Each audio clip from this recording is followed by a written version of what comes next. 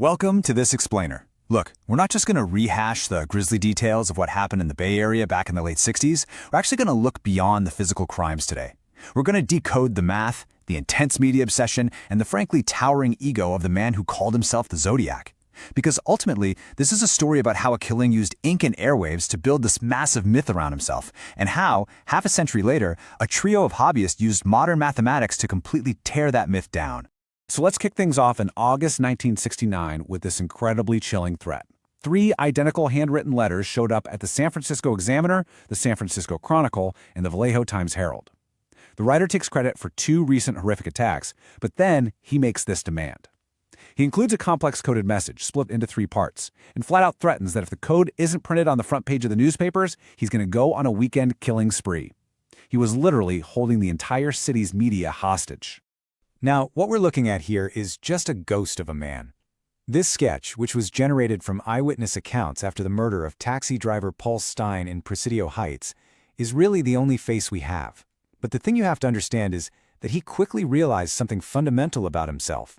Sure, he enjoyed the physical act of murder, but what he was truly, psychologically addicted to was the thrill of media terror. His true face was the persona he was carefully crafting for the public eye. Section 1. The media breeds a monster. How ink and airwaves fueled an ego. To really get this case, you have to understand his twisted dynamic with the 1969 press. It was in a follow-up letter to the Examiner on August 4th that he officially dropped this absolute bombshell moniker. Dear editor, this is the Zodiac speaking. That was the very first time he used the name. He wasn't just some unnamed suspect anymore, He had officially branded himself. He was actively weaponizing the newspapers to elevate himself from a cowardly murderer into this almost supernatural public enemy. And the branding didn't stop at the letters. He actually adopted this chilling crosshairs symbol, slapping it right on a car door at a Vallejo crime scene. He'd pair that physical imagery with very deliberate misspellings in his letters, like putting 2 S's in the word Christmas, just to cultivate this unforgettable, terrifying, eccentric persona. He was meticulously establishing a sense of total chaos and control, making absolutely sure his letters were being scrutinized by literally every reader in the Bay Area.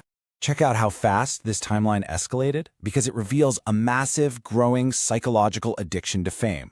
August 69, he sends the first letters and a 408-character cipher, which, spoiler alert, gets cracked pretty quickly. But by October, he ramps up the psychological warfare. He literally mails a bloody swatch of Paul Stein's shirt just to prove he's the guy.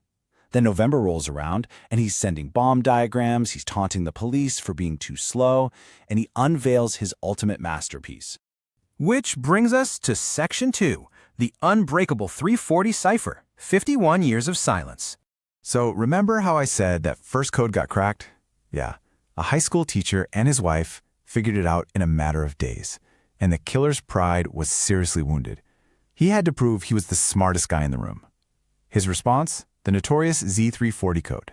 Mailed to the San Francisco Chronicle in November 1969, this 340-character puzzle became the absolute holy grail of cryptography. We're talking decades of dead ends here. The police? Nothing. The FBI? The CIA? Absolutely baffled. For 51 years, it just stood there as a monument to his arrogance.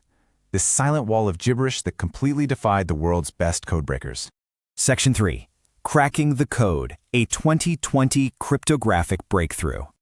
Now, you'd probably think the folks who finally beat this guy at his own game were supercomputers sitting in some top-secret government agency, right? Nope. Meet our protagonists. David Orenchak, an American software engineer, Sam Blake, an Australian mathematician, and Jarl van Eyck, a Belgian programmer. 3 amateur cryptographers stuck at home during the 2020 COVID-19 lockdowns. With their cities completely shut down, they decided to team up internationally and just take a massive moonshot at solving the greatest puzzle in true crime history. It is just an incredibly poetic contrast. You have half a century of total expert failure, top intelligence agencies using traditional methods hitting wall after wall, and they're finally bested by 3 determined guys armed with custom software and the sheer gift of free time brought on by a global pandemic. What they realized was a total game changer. The killer hadn't just scrambled the letters. He had fundamentally rearranged how the message was physically written on the page. Here's how they mathematically dismantled his ego, uncovering 3 incredibly complex layers.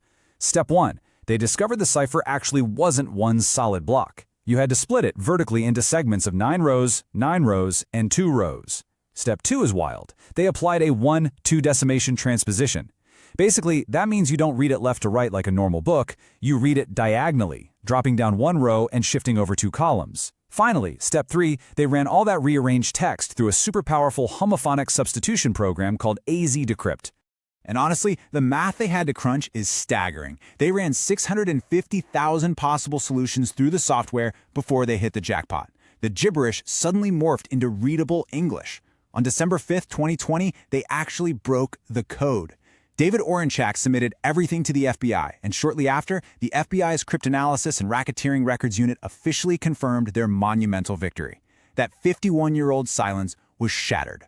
Section 4. The final message revealed. Dismantling the ego.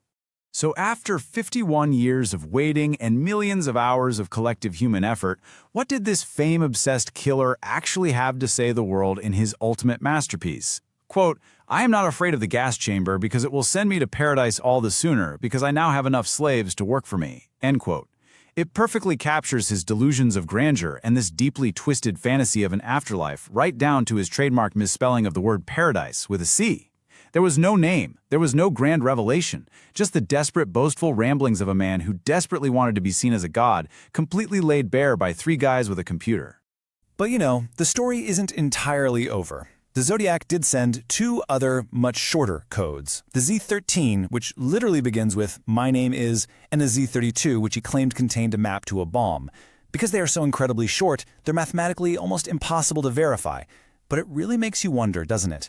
Now that his big, impenetrable 340-character ego trip has been so thoroughly dismantled, is modern technology, or maybe even AI, finally going to reveal his actual name hidden in those remaining strings of letters?